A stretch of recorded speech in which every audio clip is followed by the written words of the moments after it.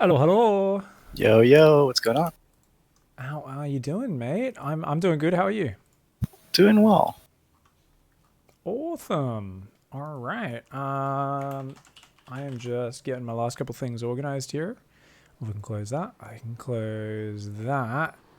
Thought I might get around to doing some flow files today. That didn't happen. No worries. And awesome. We are. Do.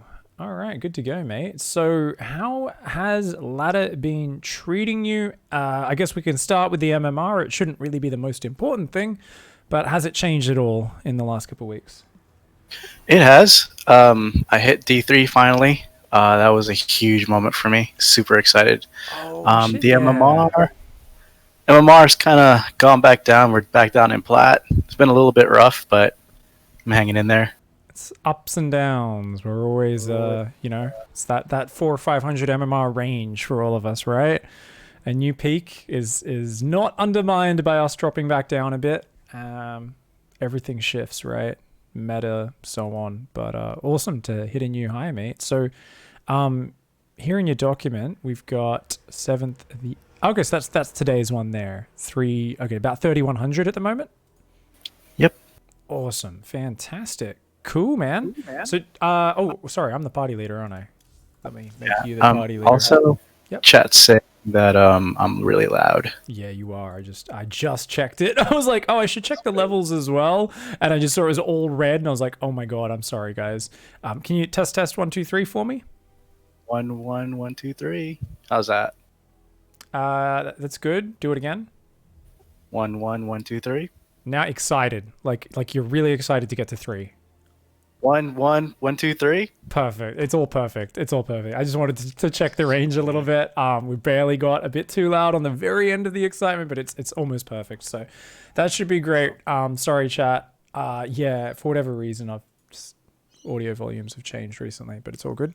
So yeah, I've made you the party leader. Let's get straight into the first replay, so I can start passing. And what we're going to try to do today is every replay little thing for me is I'm going to try and 8 times speed everyone first to get an overview before tunnel visioning on little things, because I know you come prepared with a lot of different questions and replays. And this way we can focus on the bigger issues rather than me obsessing over your pylon being 2 seconds late or this or that, which it can be useful, but we don't necessarily want to have as the main focus for today. So for this game, I did my normal DT drop timing and ran into Bane bust. Oh, you ran into a Bane bus. Okay, cool. This is funny. Did you scout it at all and kind of panic, or was it complete blindside? I think it was complete blindside at this time. Okay. So sometimes this is one of those things where like real slight changes will actually win you the game in your defense reactively. I think often the main way I see people get totally dicked by a Bane bust is actually panicking, going, oh, I think it's a Bane bust, so they don't get their DT shrine on time. And then because of that, they're kind of like second guessing themselves, and they're like, oh, they're not really sure what's happening, and so on and so forth. So in this case, it's not that. You did get your DT shrine on time, but he's timed it out, whether through... I mean, this looks like he knows exactly what build you're doing, because he's also gone a quick lair, which at first I was like, well, I guess that's for... I thought it was for a drop, but it's clearly, I'm going to wait till you've warped in DTs, and then I'm just going to have an overseer at home, and I can make an overseer on the front as well. So this is obviously like, I don't know if he's just knows your build, is a map hacker. Is this a friend of yours at all, or just a ladder game? The latter game. Yeah, this is like... So the thing is, assuming it's not like a map hacker or someone who knows your build who you've played a bunch, he's either the luckiest fucker of all time. Yeah, which I think he's just really lucky. And so the advantage there is that's a 2% chance that he hits right now, right? Because most of the time you'll have like a warp in available or something like that, right? And then you can warp in a DT at the front, a DT on the high ground, a DT, or just basically spread your DTs out. And you can do things like try to pylon wall the top of your ramp if, you know, there's all sorts of emergency things. Essentially, anytime you get units at nice little choke points, it's good. This is one of the rare situations where the fact that the way you place your buildings actually exposes this pylon that powers your gates actually can punish you. Normally we don't think about that in this matchup, but funnily enough, your gateways can actually be really easily depowered here. And you don't have any choke points near your mineral line, where if we had that pylon kind of next to the gas and the gateways and stuff there with a single space gap or two, create some really nice choke points to sit a DT in, that sort of thing. If we can get an arc on the high ground, that can be big as well. So this is the worst possible case where your warp-ins just got used. Literally just. So you can't even warp in straight away. And he's also made a crazy number of banelings, right? So he can just bust your entire wall. But if he has to do that, that's really bad for him. So I guess if we had gas, we'd probably warp in a sentry to go to a force field to force him to do that. But preferably, yeah. This is interesting. First of all, let's go back and see if we could have identified that there was an opportunity of this happening, actually. Let's go really... Let's talk about really standard play. Let's talk about really like, oh, I just want to play safe StarCraft. So you often don't scout with your adept. And that's just one of those fundamental things where if you scout with your adept, you can often, at the very least, double check that there's a third hatch. And if not that, you can, you know, see if there's any funny business happening. Now, because you scout with your probe and you've seen this as a hatch first, you know you don't need to worry about them running in with lings. Is that why you leave the adept at home? You've had people run past and then just before your stalker pops, 6 lings run in and depower your pylon? I've actually never scouted with my adept in PvZ. Okay. So that helps quite a bit. Yeah, that's like a fundamental thing, right? Is fundamental scouting that we might want to start working in if we want to be more solid is your adept scout. So the way that works with the adept, what do you look for? Basically just drones on natural. Is there a third? Right? That's the first question. So if no third, what are we thinking about? Bane bust. We can have a roach all in. Yeah, roach ravager ling, something like that. Okay. What else? So what if they go lair? What are you worried about?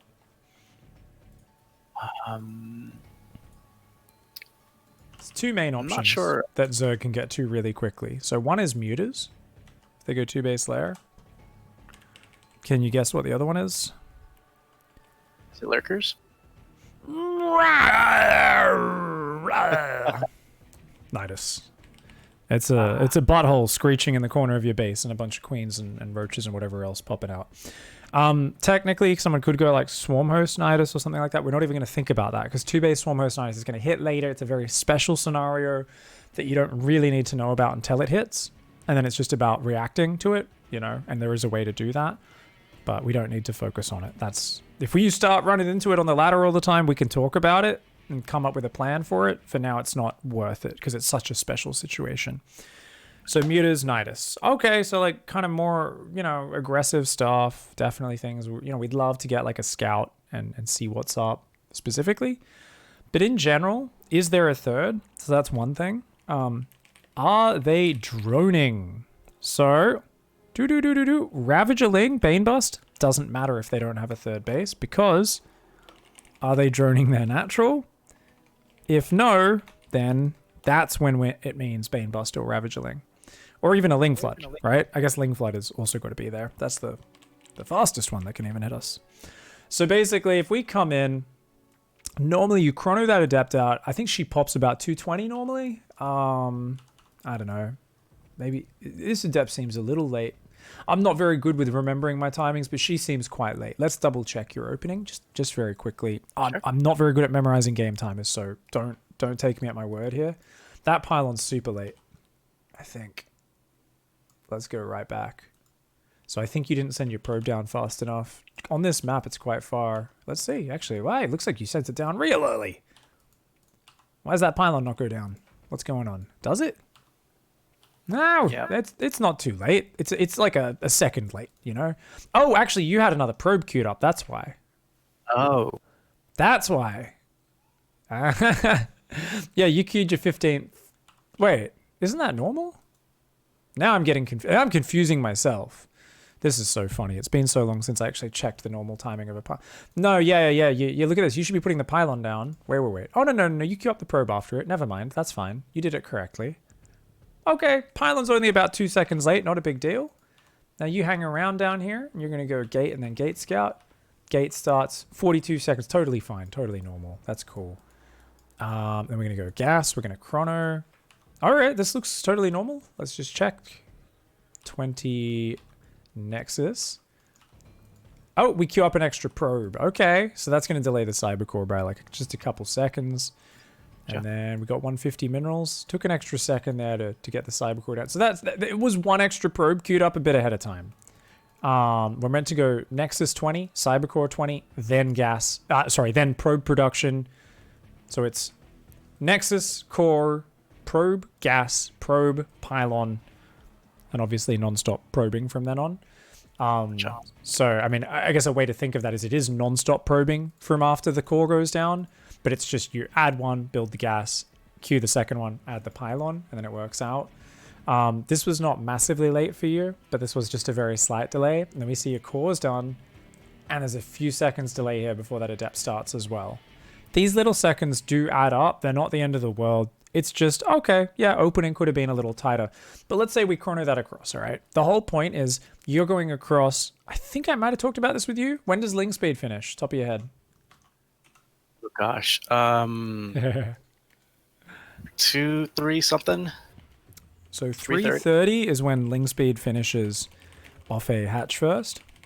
If 17 gas, 17 pool, 17 hatch, so the pool gas first, where they go straight for the gas, might finish about 3. We'll say 3:10. Could be a little faster than that, but we'll say 3:10. And that basically means that's the time you want to get the frig out of there, is like maybe 3:20.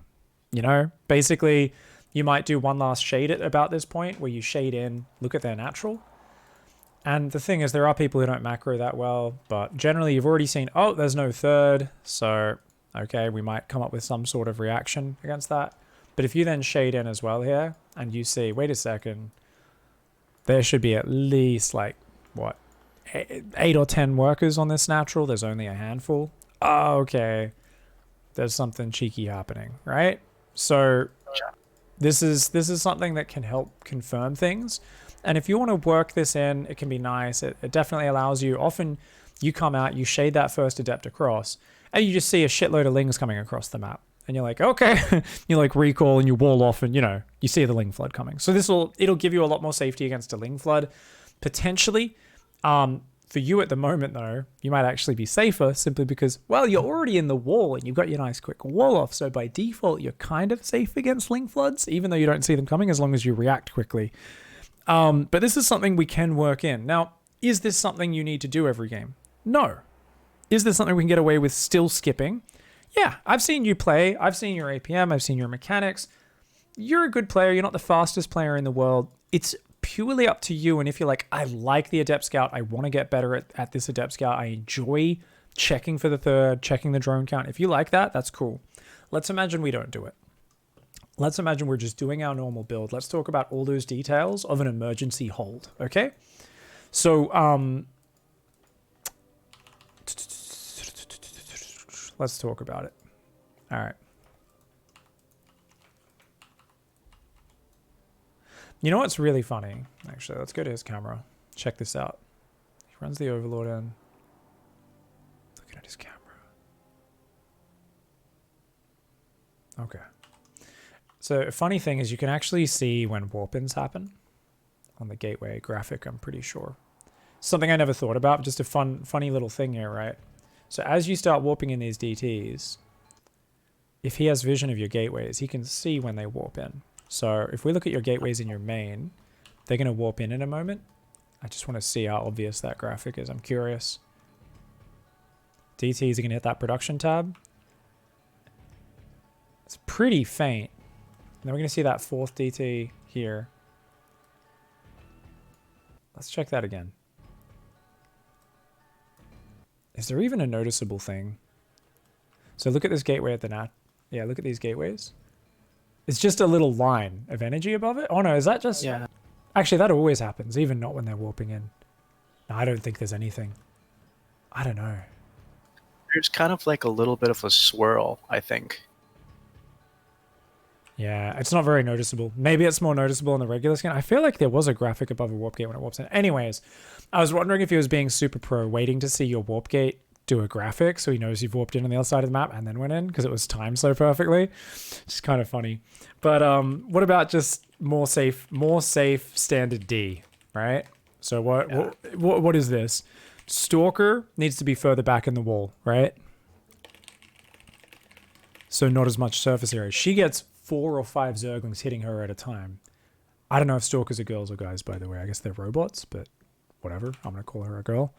She's a buff lady. She's guarding the door. And 4 or 5 Zerglings out. So if she should be back where that Adept is, right? Gotcha. That should just be default. All right. Once we realize it's coming in, I guess we have a few things we want to do. Warp in DTs, right? That's it. Yeah, for this late one. So earlier rush, I think the priority is what? Get a sentry? So if this is before DT Shrine's ready, it's like sentry warp in, shield, full wall behind the Stalker, right? If you can. Behind Stalker, you just want to try to get that wall off up completely and then add batteries, right? Gotcha. But with the later one, it's like more safe standard D versus late Bane burst. Immediately, it's got to just be DT warp-ins, right? DT warp-ins, shield battery, in both bases. So I would put a battery at the natural, but I might just put it next to the Nexus, and I'd also put one up in the main mineral line. Now, your pylons are kind of weirdly placed, where you do it in a good position, this main one, so you can get shitloads of building area off one pylon, but you don't have a pylon next to the mineral line because you're kind of going spotting pylons. Not the end of the world. You could still put one up like next to the DT shrine, and it would still reach a lot of the mineral line, so that if you end up with Zerglings fighting probes, you can get over there and try to hide. It'd be even better if it was somewhere else, because you see where the pocket is in your main minerals. This is the safe haven against Zerglings. Not Banelings, but Zerglings is the pocket on the right-hand side of the minerals. Do you know what I'm talking about? I'm watching the stream now, so gotcha. Yeah. So you can, if you get rid of all the Banes, you can stack in that pocket. Lings can't kill you, and even if you just got one DT working on him, that of course is going to cleave through him pretty quick, right? But DTs, so DT warp-ins plus do a spready with them. Do the splits. Don't you dare clump them up, because they can manually blow up Banes. And it's not the worst thing if one of them kills itself by killing one Bane, then another Bane, then another Bane. It's like, okay, well, it killed 3 Banelings. Like, it's not the end of the world. It still killed 3 Banes, right? That's not terrible. But preferably it'll kill 1 or 2 and you'll tell it to walk away, or, if you can get an Archon up in a mineral line or with a shield battery, that's incredible. Archon plus choke, or Archon and shield battery equals, that's your absolute hero that will hold on against Endlessling Bane, if that can happen. Shield battery in both bases. Run probes. Spread probes. Stack probes if no Banes left, right? Into the pocket. That's essentially it. So I think we look at this and we say, if we don't want to work on that scout, you solve this issue purely by your opponent not finding the exact moment when you just used all 4 warp-ins. Now, if they did use those warp-ins, or if they're not, or if they're almost cooled down but not quite, we chrono our warp gates anyway. You've got a bunch of chronos. Drop 3 chronos on these gateways in the main real quick. It's going to give you valuable extra seconds towards getting those warp-ins, right? So that'll be really sick. So if we look at this, Stalker takes more damage than she needs to. If she took a few more Banes, every Bane that goes down is super valuable. And yeah, and then it's like, oh shit. And then even here, you just like spread your probes out. I mean, as long as some Banes are blowing up on them, it's still not the end of the world. And just remember, if you survive with even like 15 workers, you can still win, because you've got a Prism and like 2 Archons on the other side. What did we not talk about? Recall. We should have recalled immediately, right? Unless we're actually in the mineral line killing all the drones, we absolutely want to recall the Prism, don't we?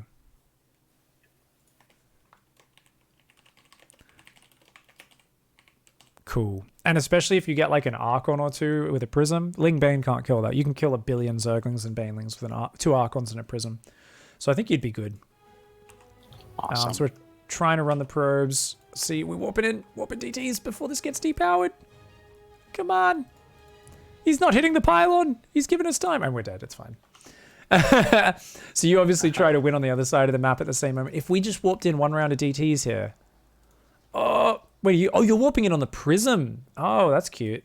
Unfortunately, you lose the base trade, though. Yeah. Wait, he fucked up so bad. He didn't make an Overseer at home.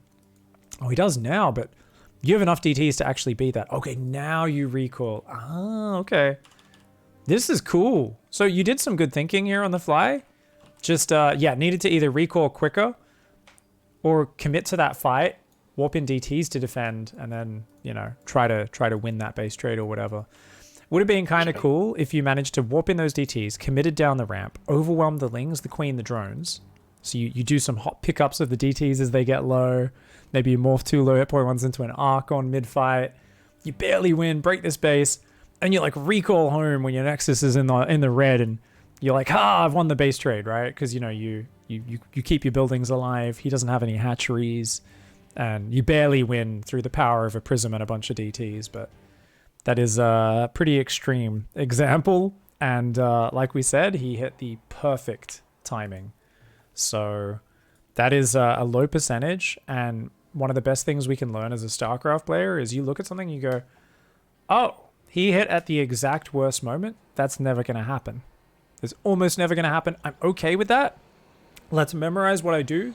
So even if it was 10 seconds closer to me being able to warp in DTs or whatever, or if he comes in just before I warp in DTs, easiest win of my life, right? If you can immediately warp in 4 DTs spread out, and sometimes you even get one in the wall, and that's the funniest. If you get a DT in the wall, and they're like, oh crap, I gotta like blow this whole wall up to even get in the base. And then you already morph an Archon on your ramp or something. There's like an Archon and a Stalker holding your ramp. You just pull the probes out of your natural, and they're trying to crash Ling Bane into this Archon and Stalker that kill like 30 Lings, and then you're like, oh cool, I just won the game. So I have made some insane comebacks where I thought I was dead, but I kept fighting. So I like that you kept fighting there. I think it was the worst possible scenario, so bad luck. Alrighty, so for this game, I had a really successful drop. I think I got a little bit too greedy, maybe. Like you kept microing it rather than macroing kind of thing? Yeah, or? Yeah, they didn't have an Overseer, and I was just like, okay, well, I'm going to take out their spawning pool and maybe try to get more. And then I just kind of flubbed the follow-up attack. You said take out the spawning pool. I was like, whoa! I was like, what? Little detail, you queued your Stalker immediately, so that's delaying your Twilight and stuff. Boop, boop. Oh. Yeah, you went Adept Stalker immediately. So just an unnecessary delay on the Twilight. It doesn't actually really affect the timing too much, to be honest. But just like those weird inconsistencies are always things we want to keep an eye on, right? Gotcha. You're chronoing your Warp Gate, interestingly. Do you normally chrono your Warp Gate? Yep. Why? Is it just because Ling Flood sometimes kill it before Warp Gate finishes? It's habit. I'm not sure why I do that. I think I just trying to get it out faster, maybe. We should always be chronoing the second gateway unit. Your wall off sucks, by the way. You've got a weird diagonal wall off, so it's really easy for this to happen, where your unit's not quite in the position. So you should never have a diagonal wall off. There should always be at least one square overlapping. Now, the reason you couldn't do that is your pylon is too far forward, right? So once your gateway went down, it was like, well, actually, there's just no way to do this. So this is not you being dumb with your gateway or core. Just that pylon was too close to the wall in. Remember, it can be actually like back here or something, and it can still reach. So your shield, or your power field, sorry, must have been overlapping like massively over the edges, whereas it can actually go to like there, and it will still cover it. So this just made your life a bit harder than it needed to be. Try to always remember to chrono the 2 gateway units. That's a good rule for pretty much every matchup. I prefer the Warp Gate in PvP. So I guess that's that one. But like against Terran, you want to get out another gateway unit to shut down the Reaper. And so you can potentially go scout with your Adept if you choose to do that. Here against Zerg, same thing. If you're sending the Adept Scout across, that's part of why we like chronoing it. I think we also missed a chrono on our natural probes in the early stage. Normally we do that, and you forgot to rally down to the natural. Your main's massively oversaturated, so your build was a bit of a mess this game. And I think it was just not following your normal rules there. Your wall off is still not complete, by the way. Lings could run in at any moment here, and you would just die to a Ling flood because that stalker's not in the wall. So Gotcha. easy to make that mistake with this wall off, but once you have it, you got to be really pixel pervy. Like, okay, I know I have a diagonal wall. Make sure it's right there in the middle of that diagonal between the two structures. So Gotcha. you can see here you're warping in 30 seconds after that previous game.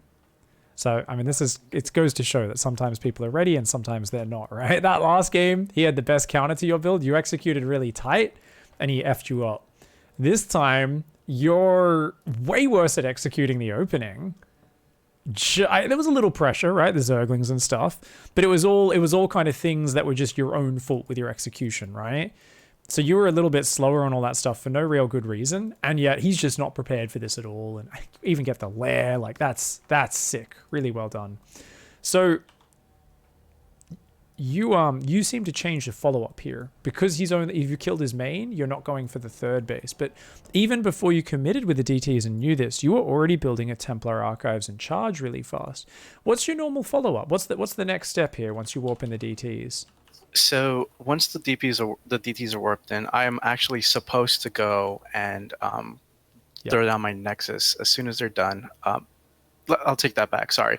The first thing I do is I chrono out an Immortal and I get charge, and then I go micro my DT drop, and as I'm doing that, I drop down the Nexus. Sorry. So can you repeat that one more time? Sure.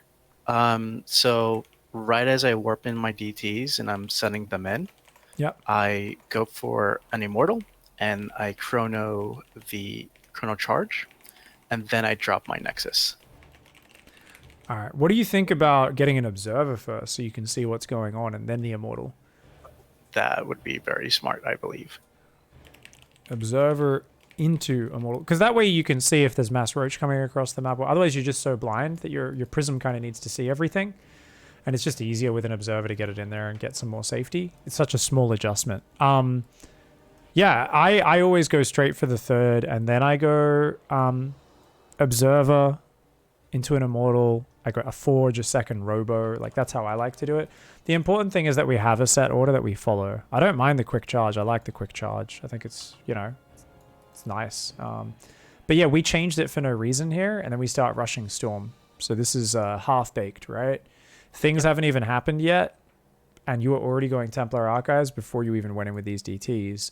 So you just started doing a half-baked variation for no reason, right? Yep. Yeah. Definitely. Yeah, stick to the plan. That's it, man.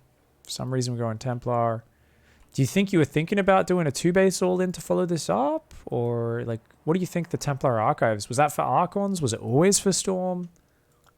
It's always for Storm. I think this is something I've gotten a little bit lazy because I usually win with 2 bases, and sometimes I'll drop the third, sometimes I don't drop the third, and it's a bad habit. I think that's why I dropped the Templar Archives. Oh, so because you normally win with the DTs themselves, you mean? Yep. Okay, because you're doing a pretty tight opening for your level, right? And there's a lot of people like, whoa, what the fuck did this come from? And Archons are good, man. DT drop's great. I mean... Oh yeah, I beat Neuro for 3 weeks on the ladder, and he was like, "God damn, ninjas in a plane! What the hell, man?" And then he figured it out, got on top of the reaction. But it's just no one had done that build for a long time, and he was so used to playing against Stargate, as were most players, and they were just a bit sloppy at defending it. And yeah, it happens if people aren't used to it. But that's a bad habit, right? Because now we're doing a weird 2-base Storm Immortal, which is just not good. Because Storm is very bad offensively. I mean, it can work, but we're looking at this and we're going, what are we committing to right now, right? We're committing to a Storm all-in, which it's just hard to make a Storm all-in work, right? But if they clump up for us, it can definitely go okay. Oh no, what are we doing in this fight? Wah! So that was crazy. Your instincts, when you run into an army unprepared in the map, you should always pull back, gather your units, and then commit. With a bit more decisiveness, right? You ran into him. Let's look at your camera there. Because the fact that you didn't immediately just pull back, that's a very bad... Even though you're like, I am going across, I do want to fight, you had no information in the follow-up, right? You didn't know if there was a third or what went on. You're just like, all right, we're going across the map. You do have an observer go ahead, but you kind of go here and you're like, oh, okay, let's fight. Which is absolute madness. And then you even siege your Prism up. Because all your High Templar are way behind. Your army's not gathered. So anytime, if you haven't just gathered up and kind of organized your army and got everything together, it's a bad idea to fight. But in general, this is an army that should all be about, oh, get your Immortals to kind of engage and stuff.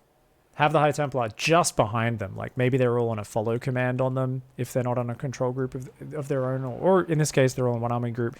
But you've got to gather that army together. You know, you got to move your whole blob back to kind of where the High Templar are, let it group up. And then you've got to use those storms to maximum effect. And instead, we're doing a 3-part engage. It's A, move our Zealots in a column, and then bring in the Immortals and the Archons. And if this happened even a screen further down, the storms wouldn't have even joined in this quickly, right? So there was just no reason for us to take this. Anytime you're unprepared for a fight, an army appears out of the darkness of the map, doesn't matter your race, what situation you're in, your instinct should always be pull back, assess and organize and you know, choose a more efficient response. It should never be to like, well, I don't know what that is, but I'm just going to A move it. You know, it should always be just a moment to kind of assess the situation. And I mean, preferably we don't run into armies without knowing they're there, but if we're going to, then yeah, hopefully just a bit more organized. Now you got 12 gates, so you can warp in about 1 billion Zealots, which is nice. And he does clump up for those storms quite nicely. Your Prism is always super YOLO though. And yeah, we just made this game a lot harder than it needed to be. If you're going to do a follow-up push, I would just advise Storm is just not the best usage for a 2-base push. It can work against Terran, because they've only got Marines for the most part, right, in the early game. Against Zerg, though, it's just not as powerful. Like, if he did any rudimentary spreading there, it would be really rough. If he just happened to be kind of spread out, and it's really easy to get our army disjointed. So in general, tighten up that follow-up. That's it, right? You know, you got to get used to tightening the follow-up and always do it. If you want to stick to a follow-up push, I love that idea. I think it's a great way to stop a Zerg from swapping into mutas or doing some weird crazy shit, right? But I really do think that just Archon charge Immortal is better and than Storm on 2-base, right? I think if you're going Storm, you kind of want to fully saturate your third. And if you want spells, you know, I think 4 to 5 sentries for a force field are amazing with that army. So I think it's a really cool way of learning how to use force field. It's not as simple as using like Stalker Colossus force field, where it's like a real simple, oh, I've got a ranged army, split their army up, right? Keep their army back. When you're using Charge Immortal Archon, there's a bit more of control clicking your Zealots, pulling them behind your army, letting your army engage, where it's basically, it's like 2 parts to your army. There's Immortals, Archon, Sentries that fight kind of like normal units, but whenever they try to jump on those units, then the Zealots kind of come in from like half a screen behind your army, right? Yeah, definitely. Zealots in reserve engage when they YOLO you. But otherwise you have the Zealots way out in front. Yeah, I think just have an organized response there. You did sick damage. You drop a third there. Even if you just get like 8 probes on the 3rd base or something, just showing the 3rd, it makes more pressure on him to all in. You have that observer out there earlier. You got a bit more information with that. You're like, oh yeah, he's massing roaches. Like he took a new base, but he doesn't. He's making a shitload of Roach Ravager. I was going to go for this Immortal Archon push, but we're just going to go stand on this high ground and wait for him to attack into me. Because like, yeah, I was going to go attack, but if he's coming at me, I might as well wait for a few more rounds of units. And if he doesn't commit, we can still go force that fight. But ideally, he attacks into us and we just F him up on the defense and use that defender's advantage as much as possible. So that way, you know, you can be a little bit more flexible. So I think Observer into Immortal, tighten the follow-up, always do it the same way. So cut Storm. And if you really find yourself wanting splash damage, I don't know. I feel like Storm can be great, but we probably just want to macro up a little harder here. Gotcha. Make me the host. Oh, another PvZ. Holy shit, so many. Awesome. I believe this one is from today. Oh, cool. I think this is the Nydus one. Was it a super fast Nydus or what? I wouldn't say it's a super fast Nidus. I think I did my drop, and then he kind of like as I did my drop, I saw the Nidus was there. Thought I killed it, and he ended up in my base anyway. I mean, Nydus is, if it's hitting as early as your DT drop, it's a pretty committed Nydus. It's like a 2-base one. So I think this is probably one of those ones. Remember we talked about the Adept Scout? It's probably be the ideal situation of being like, oh yeah, there's no third. Like we'd be there now, we'd be like, there's no third. We'd come in, we'd see plenty of drones on the natural, and we'd see him go out to take a third now. So it looks pretty normal. We probably wouldn't change anything against this. If we scouted the lair, which is pretty advanced, checking for the lair, I normally don't advise people to do it because you kind of got to get deep with your Adept to throw that shade in deep enough. Bit more advanced control required. And I prefer the reliable, like, just scout the natural mineral line because it's so easy. You can shade from really far back. Oh, there's a lot of drones. Looks pretty normal. And I mean, this build is utter trash. He's doing a Nydus Zergling all in, but he's building a Spore and Spine. What the fuck? What are these? You played these guys before? They're all fucking trying to blind counter DTs. This is so weird, man. This is all, maybe I have, but this is all ladder. I guess a lot of people are Archon dropping out there. Hot damn. Pretty slow with your DT drop and way sneaky, this whole out of position thing. It can work, so maybe this is good for you sometimes, but this does delay you getting in his face, right? And getting that warp in going. Oh. That's a Nydus. I'm on your camera. Did we notice that? Yep, I saw it. We definitely... You saw the one in your base? Yeah, I saw the one in my base, and I still went to go kill it on the other side. Well, as you should. Why not? I would kill it. I wonder what happens if you killed that just before the head popped out. Would the head finish? If you take both out, all of their army dies. But what if this hasn't finished popping out? So what if this is like half done? Because that's not going to happen this game, but you're close to it happening. Because check this. This is about to pop in 1 second. But if you killed this... The entrance, I wonder if that just pops already or if it finishes. Someone in chat, please go test this in the unit tester. I really want to know. That would be awesome. I am very curious. So, all right, this is a super all-in from your opponent. Whilst he did build a few more drones, he then went and built the spores and spines and you know, it's just pure Zergling essentially. So this is another scenario, though, where if we just get some DTs up, we can definitely be okay. So same as the other one. If we think about this, well, we could have instantly recalled there. And that's probably the more consistent response, right? Instantly recall the DTs. If you don't think you're going to stop it, maybe you just morph Archon straight away. But what else would we do? Well, we'd pull the units from your natural into your main, immediately send a probe to wall off there with a shield battery. Build a shield battery in your main mineral line. Remember, just above that DT shrine like we talked about, or maybe even 2 shield batteries or 3 shield batteries there if you've got the money, and warp in as many more DTs and whatever else we can. We might have to just make more Zealots or something since we're not going to have enough gas, right? But that's essentially what we would want to focus on here. And I think that would be the conservative one, right? It's just try to defend at home. An extra pylon powering your gateways would be nice, though this one is pretty well protected. And you just warped in Stalkers. Oh, no. I don't know why I did that. Probably panicked. Yeah, that's the worst unit for this situation. Oh, man. And your DTs are going to go in. And unfortunately, you're going to lose them all. If EA moves the drones. So that's the thing. You overwhelmed his units. But then it's like, oh, shit. I need something at home. Let's warp in. Yeah, you could have held on here. I mean, you almost held on, to be honest. Oh, my God. Do you hold? I don't. That's it. Should have morphed those into an Archon, man. Next time. Yeah. And he wouldn't have been able to reinforce because he got the gateways. So I think this is an easy one. Exact same reaction from the other game, right? Instant recall, shield batteries, warp in more DTs, wall off the base. And you're not necessarily focusing on killing the Nydus because you didn't have anything there in time. So what are you doing? Where are you fighting? It's your mineral line. It's the choke points, right? It's just fighting the choke points. Whether he's got roaches. If he's got roaches, they're not going to have roach speed. So don't go on creep. A lot of people go out into the open and just lose their units. You pull back.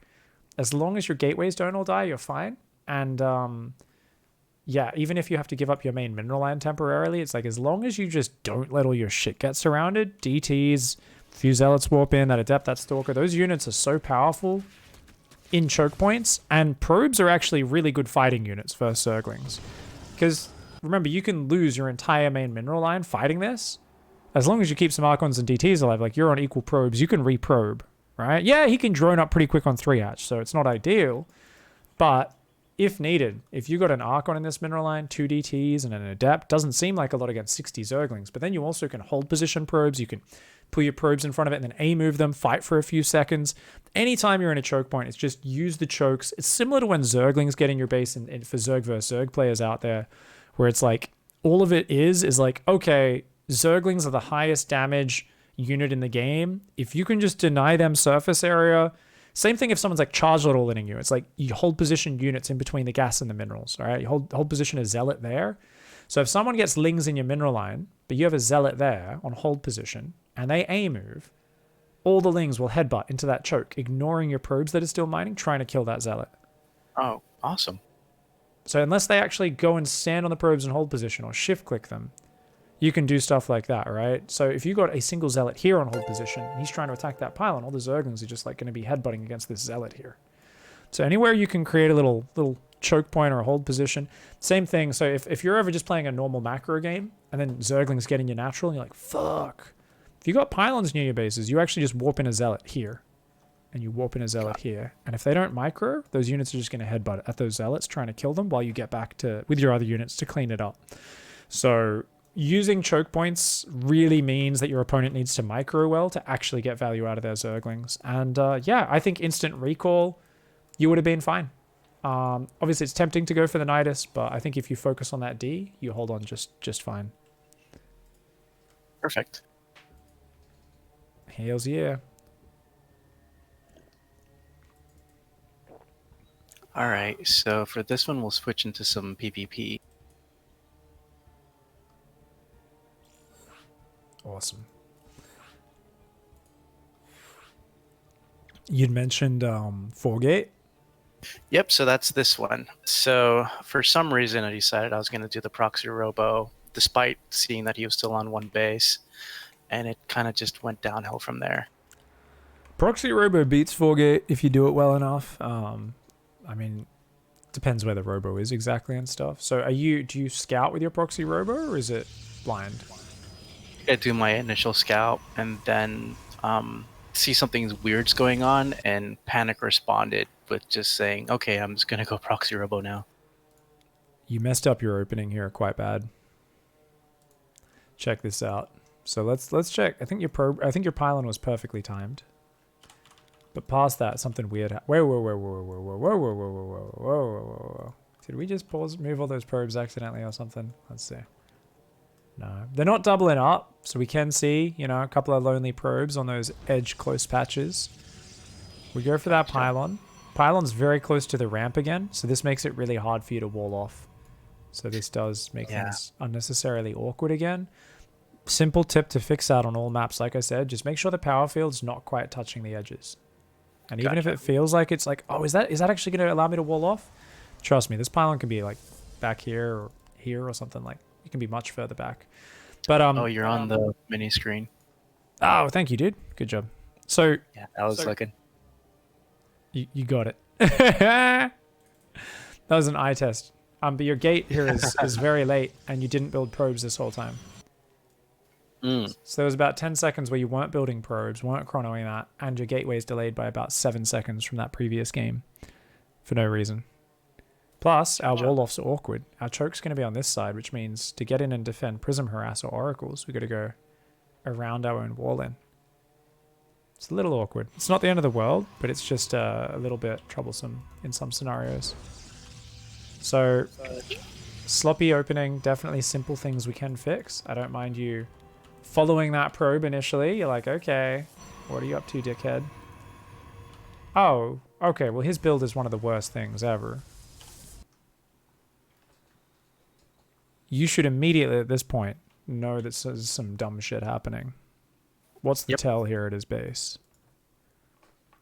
He's got no gases. Not even that.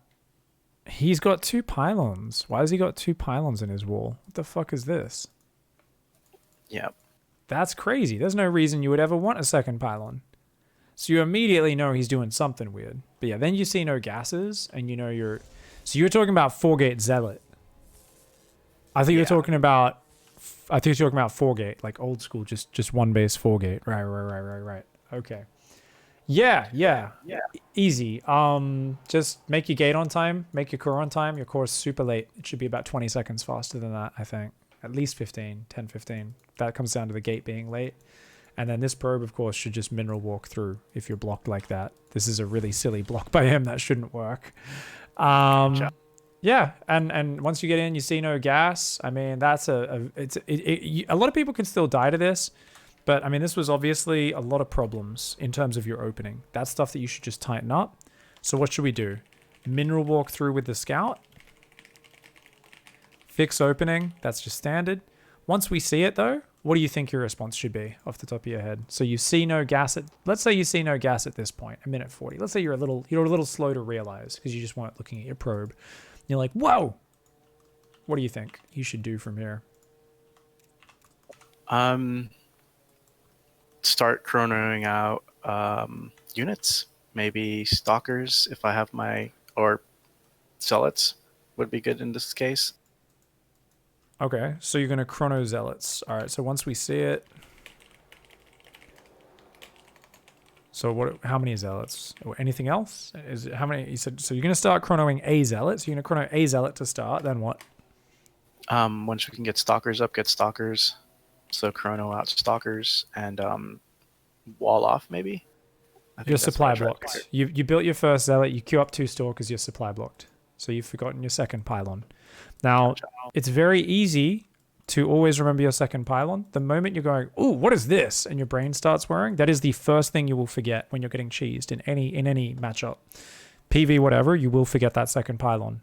I forgot my second depot earlier in that bloody stupid game I played against that random who turned out to be Zerg. Just like a dummy. It's like the most basic thing is remind yourself of the basics. So Chrono Zealot, whenever you have to make a Zealot, you need to make a second pylon immediately because that Zealot chews up 2 supply earlier than normal. So it means you can hit a 23 supply block when you'd normally only be at 21 supply, right? Gotcha. So that second pylon is very important. Then we're going to Chrono Stalkers. Now you could make Adepts. They are better versus Zealots. Stalkers are a bit more maneuverable, a bit more longer range. Doesn't really matter, okay? You said maybe wall off. 100% wall off. Hells yes. Gotcha. So that is very important. Wall off completely. Biggest structures possible, right? If you could just put a gateway down there, that's great. So basically wall off completely, and then what? Shield battery or 2. But unit production takes priority, right? Yep. Gotcha. Awesome. That's it. You'll hold every time. So if you walled off here, you make some units, easy peasy. This guy's hitting super late. It's a really horrendous execution from him. Yeah, this is so late. So in this scenario, unfortunately, we've trapped our own stalker. We're not watching. We're pulling a probe over. These stalkers need to get the hell out of there. They aren't control grouped at all. I guess we can blame them just popping out for that. But we should be chronoing more units, grabbing 10 of our probes onto army group 2. And mineral walking those to our natural, surrounding the zealots. That stalker shouldn't have died. We've been stutter stepping those. We surround the zealots, we fight them. We try to do advanced micro, pulling back probes as they start getting hit so that they lose threat. The moment a probe stops attacking, it's not a fighting unit. So even though it's still in range of the zealot, unless that zealot has been specifically ordered to attack that probe, it will change targets to something that has an attack command or a fighting unit, which it always considers a threat. So you can do that advanced micro as well. Throw the emergency wall up, blah, blah, blah. This is assuming you didn't scout at all. If you scouted, easiest play of your life because it's already walled off. He breaks down the pylon eventually. But by that point, you got stalkers killing zealots. You got your zealot. Maybe your zealot pops out on the outside and tries to hold the choke point or something out here. Who knows? Depends whatever you choose. Maybe you rallied on the inside. He gets in, you're like, whoa, there's a moment of panic, and then your 2 shield batteries finish, and his zealots have already started dying from the stalkers, and it's really easy for you. So now you've got a clear response there. Super simple. And we're definitely not going to let him stop us scouting like that. And even if they did stop us scouting completely, and it looked normal, let's imagine it's a pylon and 2 gates walling off, or a pylon gate pylon, and you're like, oh, it looks kind of normal. you'd still go look for a proxy near you, because why does he have a second pylon so early, and or why is he proxy, or why is he walling off, right? That's a big tell that he's doing some weird, crazy shit. So the wall off is the key. Makes your life really easy. You get that up early enough, it's quite good. But yeah, if you don't see it till they walk in, you need to be a little bit more advanced with the execution there. All right. So for this one, I would say thanks to your coaching, I was able to get the Fenda Cannon Rush. Maybe not as clean as I wanted, but the follow-up after that, I kind of flubbed. Cool. So first of all, let's talk about the Cannon Rush. What are some tips or things you think you could have done better here? Definitely starting off by control grouping my probes. Yep.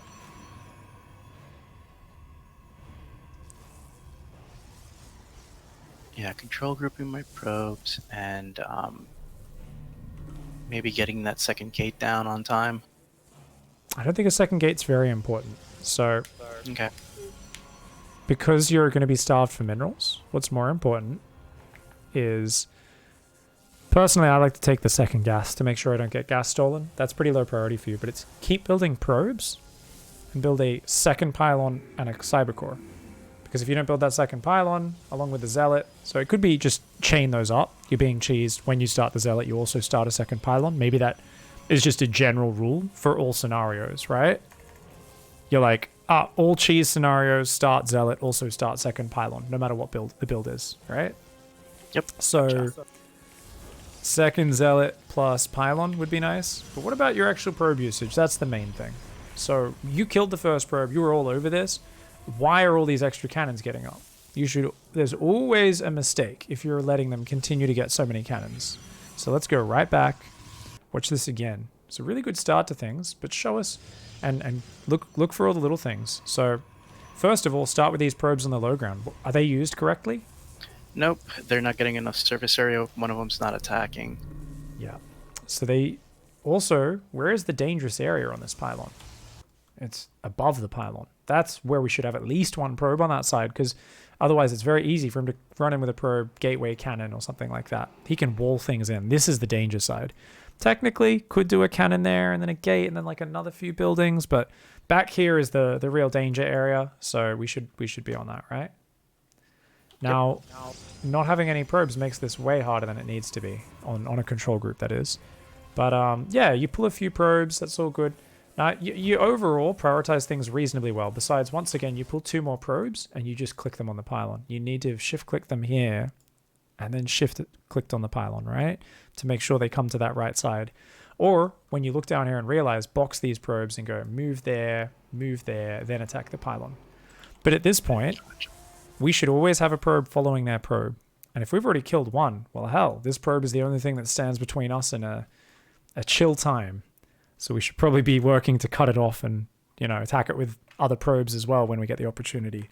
So probes focus on more surface area. Control group probes always have at least 1 to 2 probes attacking each of their probes. That they never divert from that. Otherwise, you just make his life easy. So here you do that with 1 probe. But what are we microing right now? Check this out. You're grabbing your 4 probes. You just grabbed 3. You clicked above the gas, and then you just right-clicked on the pylon again. You didn't hold down shift. We just saw you do it there. It was right-click, right-click. Gotcha. Forgot to hold down shift. What are we doing? We're now grabbing more probes. We're bringing them down. But these other probes still have not prioritized attacking the cannon. We've queued up some more probes. Just set the rally point. We've only got 1 probe following his probe. We wish that was more. These probes, once again, we just did it again. We clicked there, we clicked on the pylon. Now we did the shift. There we go. So we can tell we're just not as practiced at that. Just need to get reps on that. Now we're looking up here. The biggest threat is always the cannon, and that should always be the first thing that that takes priority. Cannons are highest priority, right? So right now, you're letting a cannon finish in your main. No reason for that to be happening. At any point there, we could have swapped 3, 4, if we did it a bit late, 5 or 6 probes to attack the cannon. And then we would have had an easy time. But now all it takes is 1 cannon's finishing like that. all your probes stuck behind each other. It's going to kill 10 probes, and you are now way behind. 11 probes.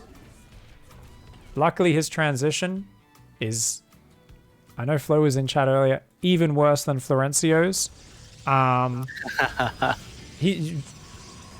He decides to probe a minute and a half after he stopped cannon rushing. And I guess he's not stopped cannon rushing, he's doing the worst contain of all time.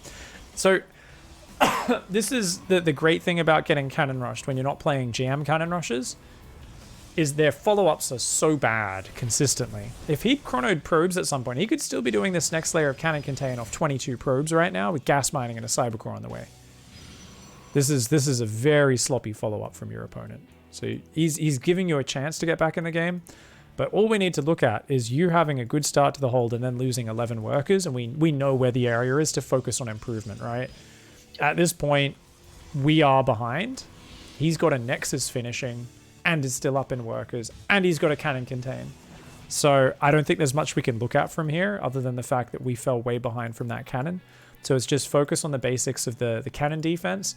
And remember, there is infinite room for improvement on that. You just needed to be a little bit better at continuing to divvy up what those probes do. And as always, if you can get yourself a cannon rush practice partner, you will improve infinitely faster.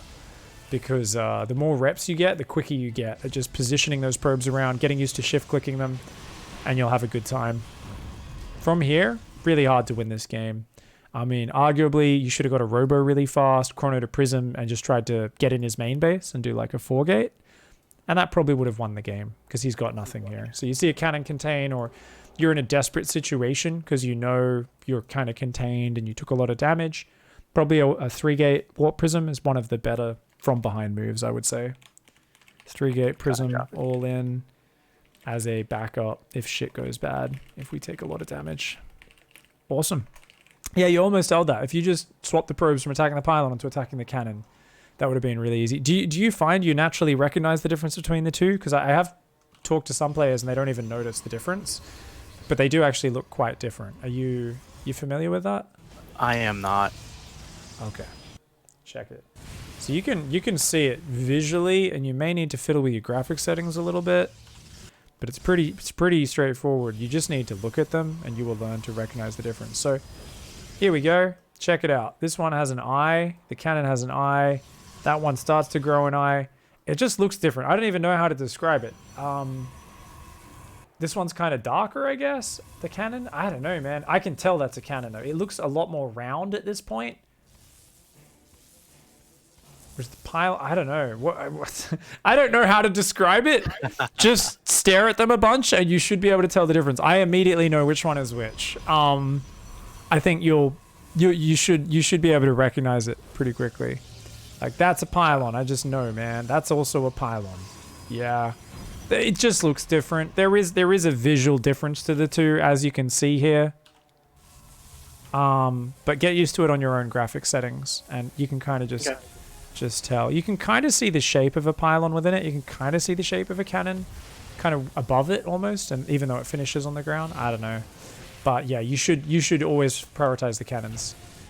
If you'd put a few extra probes on that other guy earlier, that would have been really nice as well. I guess the final point would be, like I said, when that second probe comes in, why aren't we just pulling a few more probes? One of the easiest ways to shut it down is to do that. So what's the little micro? Especially if you're confident all your probes are attacking the right things. It's like here, I'd be like, okay, cool. Assuming you'd already told your probes to attack the right stuff, I'd be like, oh, that probe's running this way. I'd grab this probe, or one of these probes is attacking the pylon, and I'd just pull it up, move it in front of the probe's path, and then tell it to attack it, or attack move if I don't want to click right on it. And then you know it's going to get a hit or two, right? So is this probe, oh, he goes that way? Okay, grab this probe that's attacking the pylon, run it. I'd right-click it there, and then I just A-click it on the probe. Oh, he gets past both of those, he's in the orange. Okay, I'd grab this probe, I'd click it here, and then A-click it on that probe. You just kind of keep cutting it off, and then once it has a trail, it has a little snake of like 4 probes chasing it, I'll grab 3 of those probes chasing it, or most of them, and tell them to go attack a cannon or a pylon. But I'll keep just pulling a probe in front of it. And as long as there's always one behind it, it can't turn back and change directions without taking a hit from the probe chasing it. And then each probe that gets in front of it kills it. This guy's 4 hits from death right now, but because we only have one chasing it, check it out, regens shields a little bit here. Gets a cannon down, another cannon, another pylon. And that just makes our life a bit harder than it needs to be. But what you choose to prioritize is always going to be a little bit of your own flavor. But you were close there. Just takes a little bit more practice. And if you'd focused on the cannon at the end, you would have absolutely shut it down. Let's see what chat says. They say the eye on the cannon was thicker. The eye was thicker. So yeah, I guess that helps. You could learn. A few people in chat say I've been playing for years. They look identical to me. I'm like, okay, I immediately know which one's which. So I don't know, man. I'm like, I'm not sure how you train that. I do think just more practice and clicking on them and checking and confirming. As long as you put a bit of focus on it, I think you'll get better at it. You'll figure out which one's which. So should be good, man.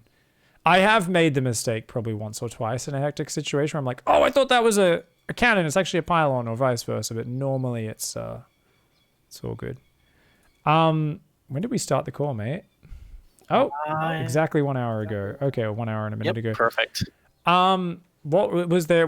There was other replays, right? You bring such preparation, which is great, man. It makes us really efficient. I think I've got three more, but what was it? Okay. It was a one base pressure in PvP. So is this? I've got that one. You defend? Can you walk across and kill your opponent? And that's kind of very specific. Is this you've got an expansion, and you've survived and you've defended? So the question is, so I just defended pressure, and then should I just be able to go walk across and kill my opponent? Potentially. It depends what your build is though and what you've got, right? So I mean, are you going a robo or? I believe I am. I think that's my standard build. I go double gate robo.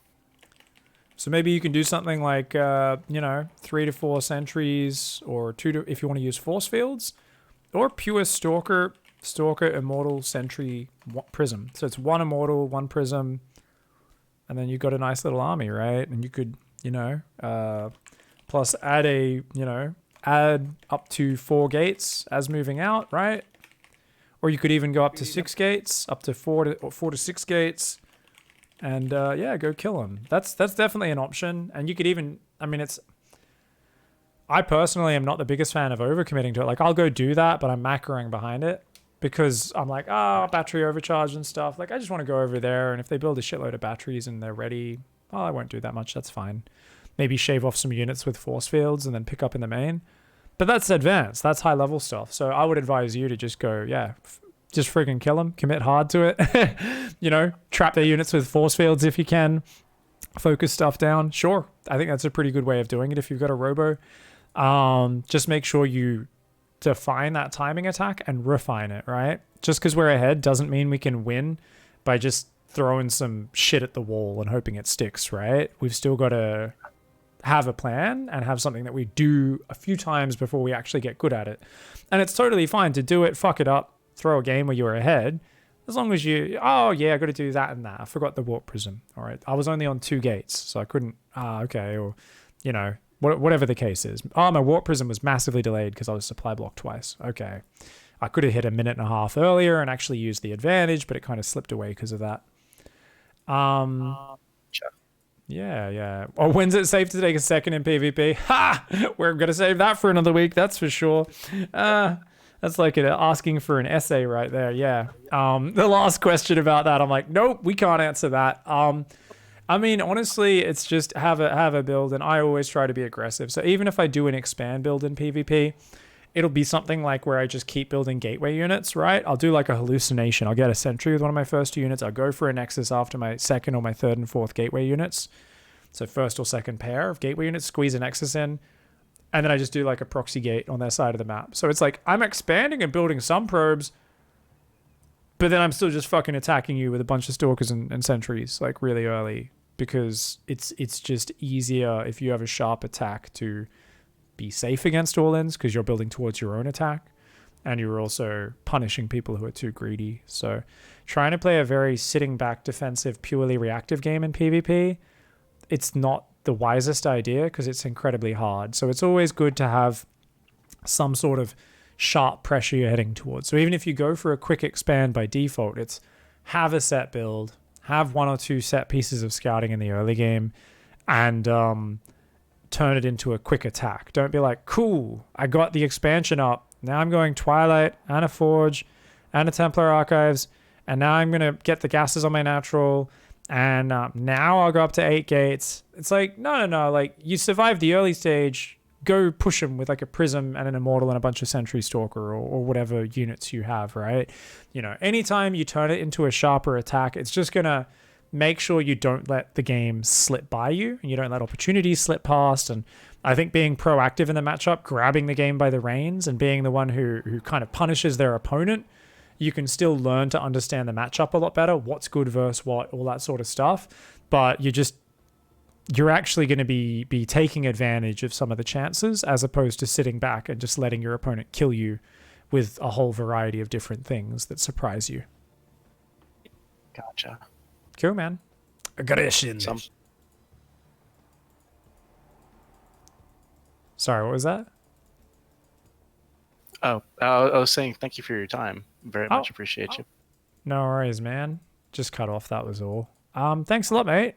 Great prep as always. Good luck in the practice. And on forwards, bringing that average up deep into Diamond 3. And keep kicking butt, dude. Awesome. Great. You have a great night. You too, man. Climbing. Laters, man. Awesome sauce. Thanks for hanging, guys. I really appreciate all the support. Thank you, everyone who's been chilling with us and stuff. The Zealot looks like he's looking at the camera in disbelief. I guess he... yeah. I guess he is. Thank you, Tin Fox. Thank you, Campo. Thank you, everybody, for the support. Ariel earlier. I appreciate it. We're going to go raid someone up. Go and climb in a little bit. I got to go have some lunch. And I'm going to go smash some food, guys. So have a good night. Appreciate the support. The Pylon show's on. We always raid the Pylon show on this day. Don't we? It's because it's one of my favorite shows. That's why. What's the War Chest Team League? It is an awesome team league where pro players draft teams and we shit talk each other. It's going to be really fun. It's being run largely by Wardy, but yeah, lots of prize money for the players, and it's going to be really cool. Thank you, Spragoon, for the 1-year anniversary. Much love, Spragoon. Have a good night, guys. I'll see you all tomorrow, same time as always. Better ladder into the back seat. Good night, guys.